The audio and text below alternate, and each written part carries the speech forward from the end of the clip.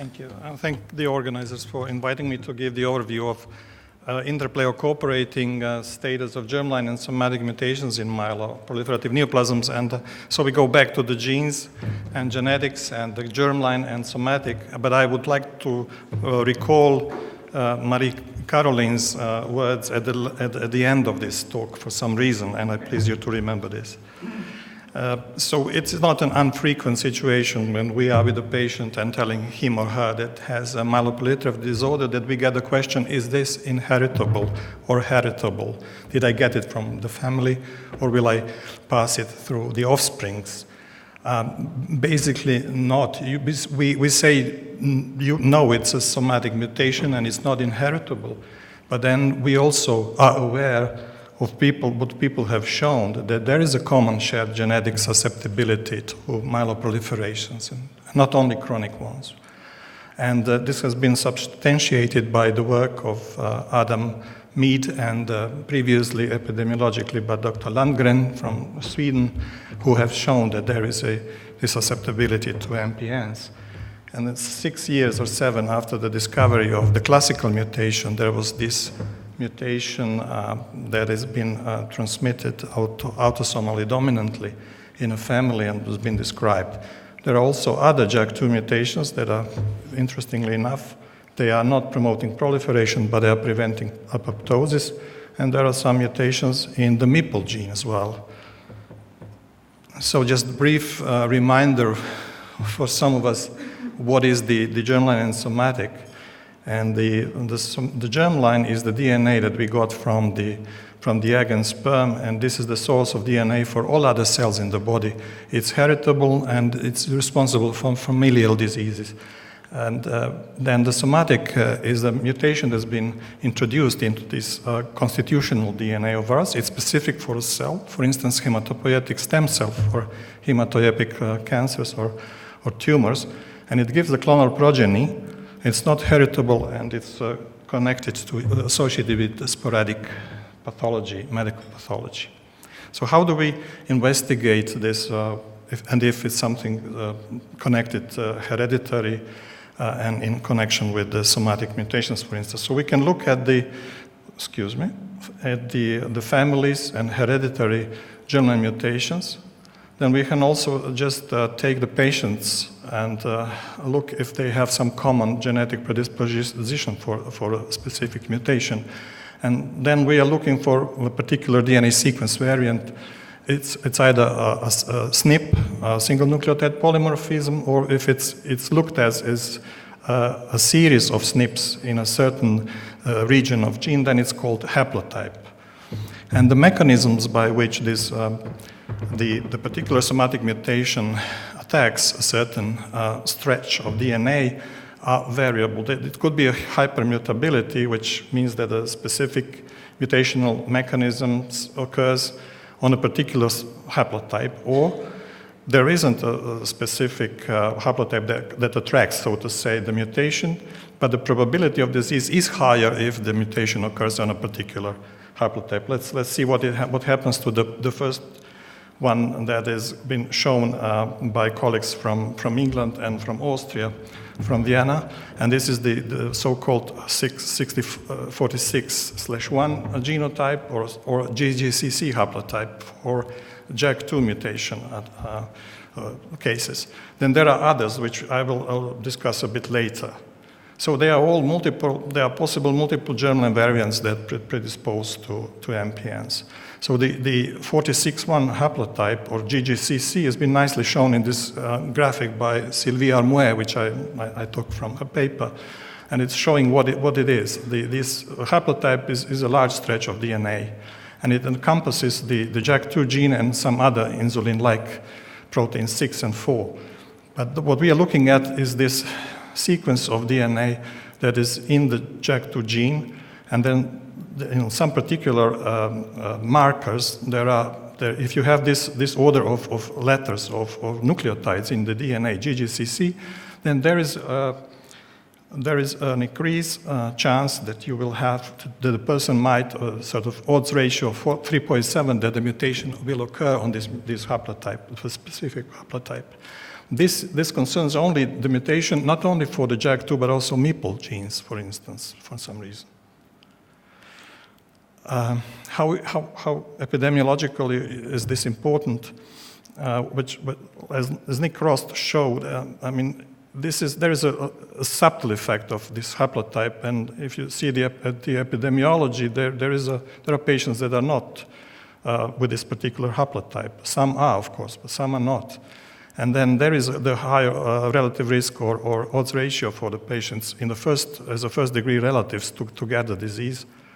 But it cannot always it cannot be alone responsible for familial MPNs, or it doesn't explain the phenotypic diversity of JAK2 mutated MPNs. But this was the first genotype that's been associated with MPNs. And then as the technology is advancing and groups are connecting, I think I'm showing the work that Professor Cazzola was participating, and Professor Solari and Vanucchi. It's a Genomewide Association study, which means that you don't need the hypothesis, but you need a large cohort of patients, a number of patients, and they worked with 3,400 patients and 10,000 controls, because you put all their DNA and you look for the differences in the SNPs or nucleotide polymorphism between two populations. You do this by SNP arrays, and then you extract the data and pass 3 or more filters. This is the first filter where, I don't know if you can see, there are some green spots in the SNPs that they identified. These were the SNPs in chromosome 3, 5, 6, and 9, belonging to these particular genes. MICOM, this is MDS EV-associated complex gene from 3, and there is the STERT nucleotide, and there is the MIB and this gene, which they share the common region, intergenic region, so that's why they're cited together. And then the JAK2, another SNP that is not in the haplotype 46.1. What seems to be important and the most very interesting one is the transcription factor MIB. When you reduce it in the normal myeloid cells and introduce this particular SNP, you will get the ET-like phenotype in the patients. So it's a major new contribution that was been made in 2015, I would say. And then another important study, the French study by Dr. Saliba Joseph from Paris, and also a large cooperative group of French colleagues, where they looked and found the germline duplication. This is the first this type of genetic mutation has been described associated for familial MPNs. They have looked at 4 families, and they found on chromosome 14q32 region where the genes, these ones, are located. They found a 700,000 base pair tandem duplication, head to tail, and the region of 700,000, as I say, is occupied by these genes, and they found that this one, that is the VNT pathway regulatory gene, it blocks, this is inhibitor of GSK gene, which blocks and regulates VNT activity, and ATG gene, which is the autophagy regulating, autophagosome regulating gene, that their expression is increased. And if you do that, if you have this, and you have the JAK, MPL, or calreticulin mutation on these grounds, and then you'll get the MPN. And in these families, several clinical types of myeloproliferations were evident, but particularly the ET that transformed to secondary myelofibrosis relatively quickly and transformed then further to acute leukemia. There is another duplication in the genome that is associated with malignancy, and if we remember our pediatric days in education, then we shall remember Down syndrome and human chromosome 21 trisomy. This is the slide from the work of Nikolaev and our colleague Dejan Nižetić, who works at the Queen Mary University in London and St. Bart's Hospital.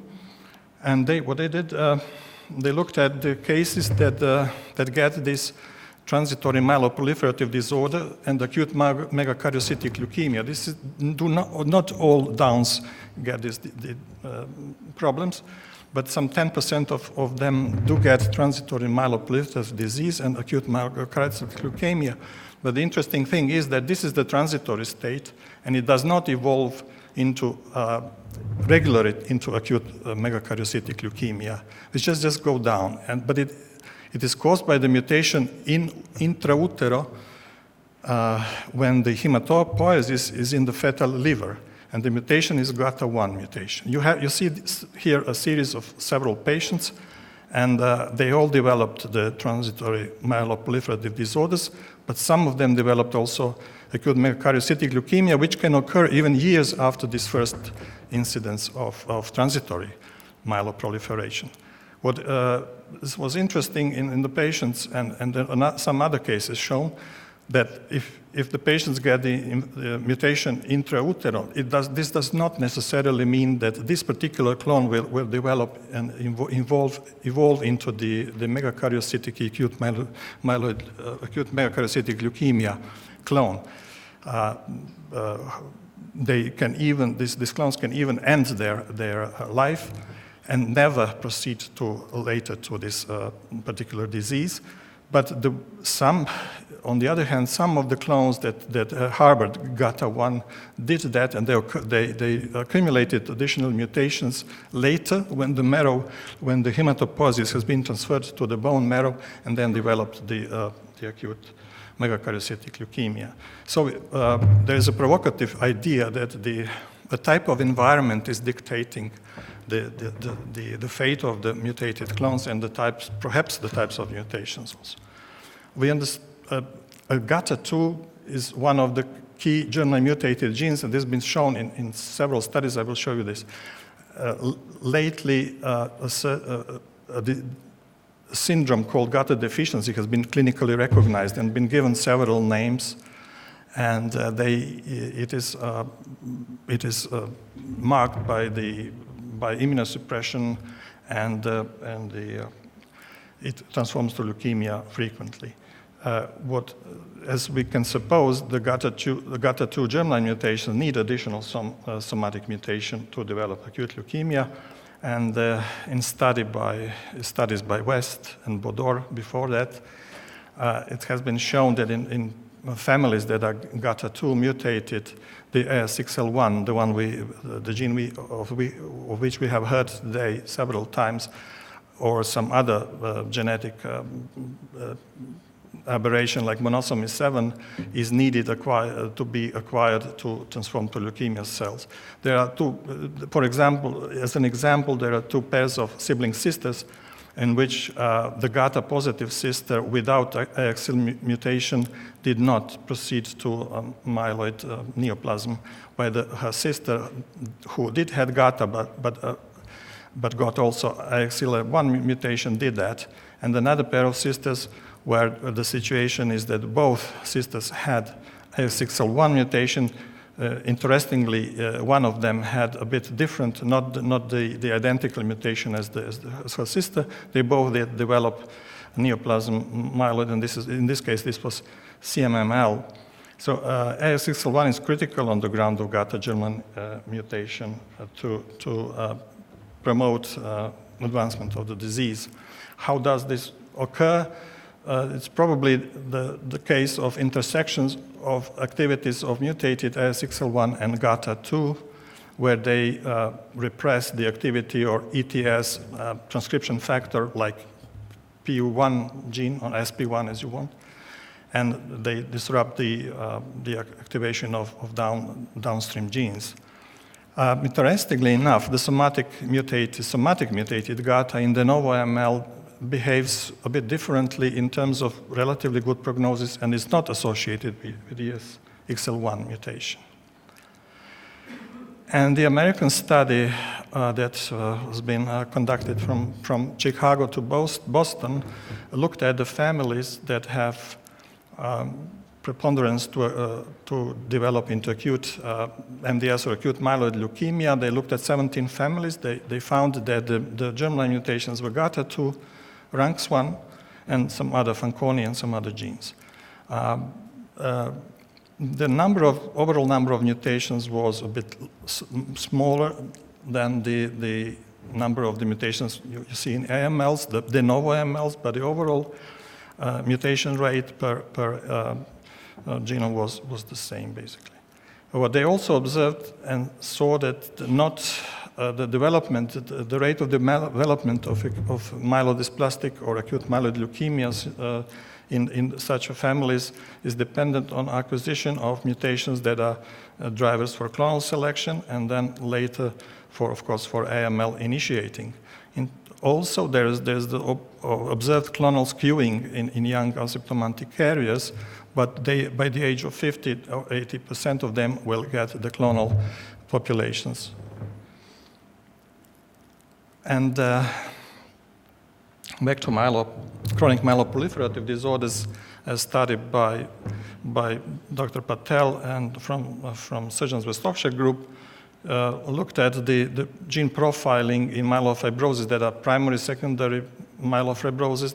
This is the part of the studies looking at the incidence of mutation in patients that were in the treatment of ruxolitinib, and they did the correlation with the response of the spleen and the treatment duration tolerance. And what I've marked here are the genes that we were talking today about. This is GATA2, then IDH genes, and the key and NRAS gene that are all part of MAP kinase and PTPN11.